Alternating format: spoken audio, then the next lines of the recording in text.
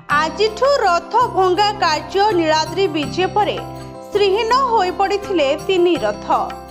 श्रीमंदिर प्रशासन चिठी पाइबा परे आज भोई सरदार नेतृत्व में आरंभ हो जाइछि रथ भंगा कार्य। नियम अनुसार प्रथमे देवी सुभद्रा देवदलन रथ भंगा काम आरंभ होइछि।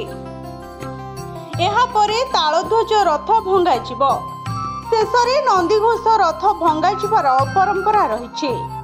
भोई सरदार अनुकूल करबा परे प्रथमे कलशरू आरंभ होइथिला रथ भंगा काम। तापरे पाराभाड़ी और परे परे द्वार बेड़ा भंगा जाइछि। एहा परे सबु अंग को भंगा जिवो। तेबे गोटिए रथ को भांगिबा पई 4 दिन समय लागिबो। सेहीपरि 3 रथ भंगा काम 10 रु 12 दिन भितर शेष हेबो बोली कहिसंती मुख्य भोई सरदार। सेपटे रथ भंगा जिबा परे सिंहासन प्रभा नाटगोड़ गुज और चक को नहीं गुंडीचा मंदिर भितर रखाजिबो।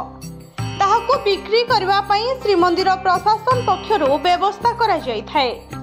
अन्य पटे बळका भंगा काठ गुड़िक दोल बेदी कोणरे रखाइबा परे ताहा चिरट करा जाय महाप्रसाद रोषेई पई जाळेनी आकार व्यवहार करा जाय थाए। सेपटे देवी रथरू बाहरुथुबा लुहा कंटकू फलकू नथिबा गछरे बाड़ेले फल भरी थाए बोली विश्वास रहुथुबारु अनेक भक्त एही कंटा संग्रह करिथांती। श्रीमंदिरर भोई सेवक माने एही रथ भंगा कार्य नियोजित होइथिबा बेले रथ भंगा समय रथ निकटरे कड़ा सुरक्षा व्यवस्था करा जायछि। Bureau report Panchayat news.